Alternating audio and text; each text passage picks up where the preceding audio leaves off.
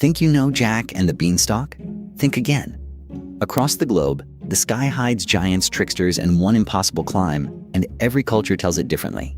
Tonight you'll see a boy outwit a mountain troll, a tortoise steal from the clouds, a 1-inch samurai slay a demon, and a mountain boy who bargains with a sky serpent. Stay right here. One of these versions will flip the whole story on its head. Long ago, in a misty English village surrounded by rolling green hills, lived a poor boy named Jack and his widowed mother. Their cottage was humble, their pantry nearly empty. One morning, Jack's mother sighed. "We'll have to sell the cow, Jack. It's all we have left." As Jack led the cow to market, a strange old man stopped him. "Sell me the cow," the man said, "and I'll give you these magic beans. They'll change your life." Jack hesitated, but something in the man's eyes felt true. He traded the cow. When Jack's mother saw the beans, she threw them out the window in anger. That night, the stars shimmered brighter than ever. By dawn, the beans had grown not into plants, but a tower of green spiraling into the clouds. Jack climbed higher and higher until he reached a shining castle in the sky. Inside lived a booming giant whose roar shook the heavens. "Fee-fee-fo-fum," he thundered. Jack snuck inside, stole a bag of gold, then a golden harp that sang on its own. But the harp cried out, "Master! Master!" The giant woke and chased him down the beanstalk. Jack reached the ground and shouted, "Mother!" The axe, one swing. The stalk fell, and so did the giant. Peace returned, and Jack and his mother never went hungry again. Far north, among Norway's icy fjords, lived Askeladden, the youngest of 3 brothers. Everyone called him the Ash Lad, for he spent his days by the hearth, covered in soot, dreaming of adventure. One spring, their father said, "Our crops have failed. Whoever brings riches home will save our family." Askeladden wandered into the forest and found a hill that opened when he shouted, "Open, hill!"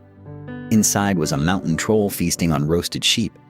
The creature's eyes gleamed like coals. Askeladden grinned. "What fine treasures you have." The troll laughed. "You're a bold one, little man." Askeladden pretended to share supper.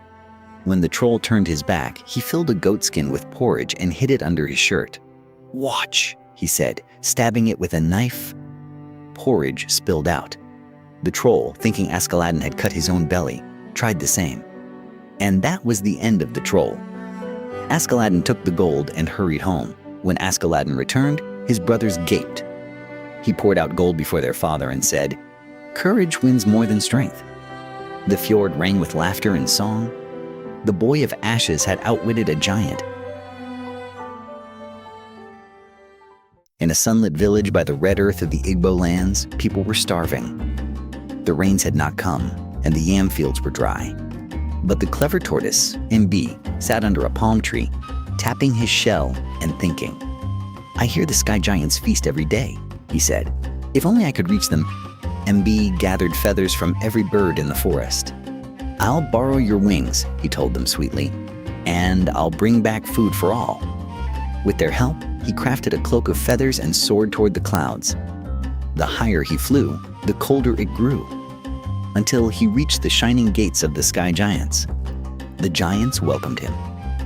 "Eat, little shell one," they boomed, laughing. Mibe ate and ate, storing pieces in his shell. "For my friends below," he said. But when the giants discovered his trick, they roared, "No one steals from the sky," and chased him toward the edge of the clouds. The birds refused to help him return. "You tricked us, MB," they said. He plummeted from the clouds, shell first, crashing into the earth. The crack marks on his shell remain to this day, a reminder cleverness without kindness brings only cracks. In a peaceful village of Kyoto, an old couple prayed before their household shrine. "Please," they said, "bless us with a child, even if he's no bigger than a thumb." The gods listened. Soon, a baby was born, only 1 inch tall. They named him Isunboshi. When Isunboshi grew older, he said, "I will go to the capital and make my fortune." He crafted a boat from a rice bowl, used a chopstick as his paddle, and carried a sewing needle as his sword. Through streams and reeds, he sailed toward adventure. In the capital, Isunboshi served a kind princess. But one day, a red demon, an Oni, attacked their carriage. The princess screamed. Isunboshi leapt forward, stabbing the demon's eye. The Oni roared and vanished, leaving behind a magical hammer. The princess used the magic hammer and wished, "Grow tall, Isunboshi." In a burst of light, he became a strong young man. He and the princess married, and every spring, the cherry blossoms whispered their tale, that greatness comes not from size, but from heart. High in the Andes, where the mountains kissed the clouds, lived a boy named Inti Pej. He loved to climb higher than anyone else, whispering to the condors that circled above. But one day, he saw something beyond the clouds, a golden serpent coiling through the sky. The villagers warned, "That is Amaru, the sky serpent. His gaze turns hearts to stone." But Inti's curiosity burned brighter than fear. He climbed higher, through mist and thunder, until he reached the edge of the world, where lightning danced like fire. Amaru appeared, scales shimmering gold. "Why climb so high, little one?" the serpent asked.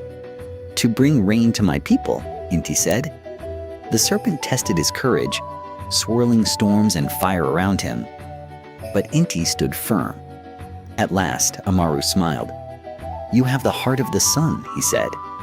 "Take my scale, and life will return below." When Inti returned, he placed the serpent's scale in the village river. The skies opened. Rain poured, crops grew, and laughter filled the valley once more. The people built a temple for Amaru and named the boy Child of the Sky. And so, from Ireland's sky giants to Japan's cloud gods, from Africa's ancient tricksters to the icy titans of Norway, the story of Jack and the Beanstalk reminds us of one simple truth. No dream is too high to climb, if you have the courage to reach for it. So tell us in the comments, which version of the story amazed you the most? And if you're enjoying this journey through world folklore, make sure to subscribe and comment "I subscribe" down below. We try our best to reply to every single comment. Until next time, keep your eyes on the clouds, because you never know what might be watching back.